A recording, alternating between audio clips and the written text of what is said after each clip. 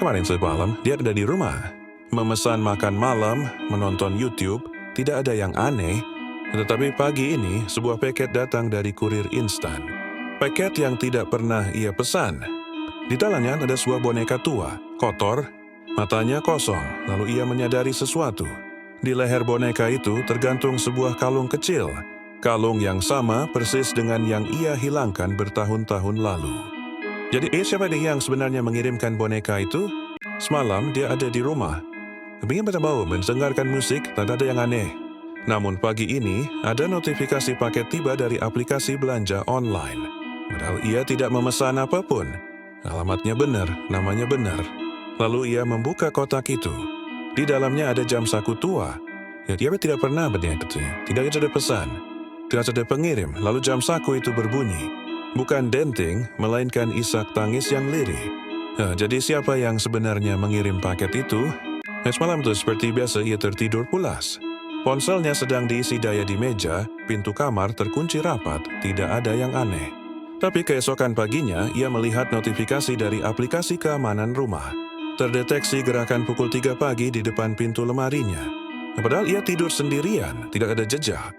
Tidak ada suara, lalu ia membuka rekaman video dari kamera CCTV mini di kamarnya dan melihat bayangan samar di balik pintu lemari yang sedikit terbuka. Itu adalah dirinya sedang menatap lurus ke arah tempat tidur. Jadi siapa sebenarnya yang sedang tidur di ranjang malam itu? Tadi malam dia di rumah. Mengecat di kanvasnya, mendengarkan musik, tidak ada yang aneh. Tetapi pagi ini warnanya tampak berbeda. Ada noda merah tua yang mengering di sudut lukisan. Dia tidak ingat menambahkannya, bukan cat, bukan tinta. Lalu dia melihat lebih dekat. Di bawah lapisan cat tipis ada goresan samar, itu namanya. Ditulis dengan darah yang sama. Jadi siapa lagi yang ada di kamarnya malam itu? Tadi malam dia ada di rumah. Mengerjakan tugas kuliahnya, membalas pesan dari grup, tidak ada yang aneh.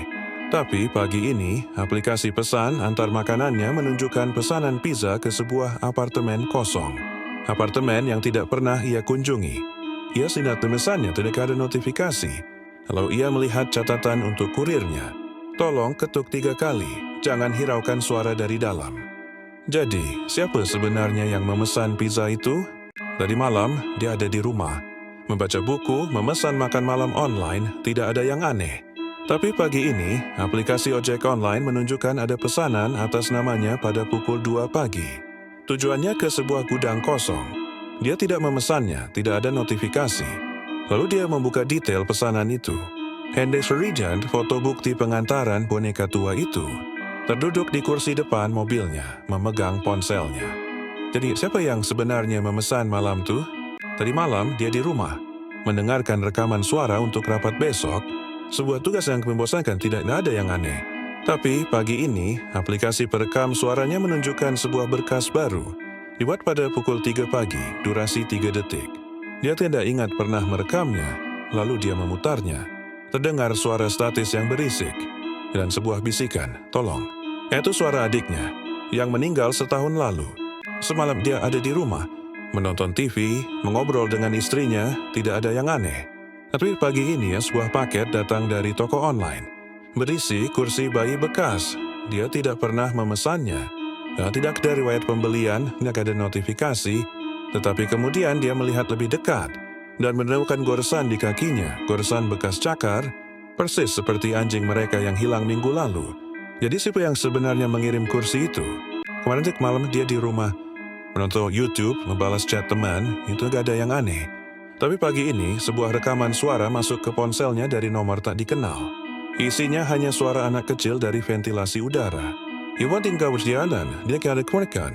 Tapi suara itu terdengar begitu dekat. Lalu ia memutar ulang rekaman itu dan menaikkan volumenya. Terdengar anak itu menyanyikan lagu. Lagu yang sama persis dengan yang ia senandungkan sebelum tidur. Jadi suara siapa itu sebenarnya? Kemarin dia ada di rumah, makan malam bersama keluarganya, mengobrol santai, tidak ada yang aneh. Namun pagi ini aplikasi pesan antar menunjukkan pesanan ayam goreng ke alamat yang tak dikenal. Dia tidak pernah ke sana. Tidak ingat, tidak ada tanda terima. Lalu dia melihat ulasan pesanan itu, ada foto yang diunggah. Sebuah cermin retak di kamar mandi yang kotor. Di pantulan cermin itu terlihat dirinya. menatap lurus ke kamera. Jadi di mana sebenarnya dia malam itu?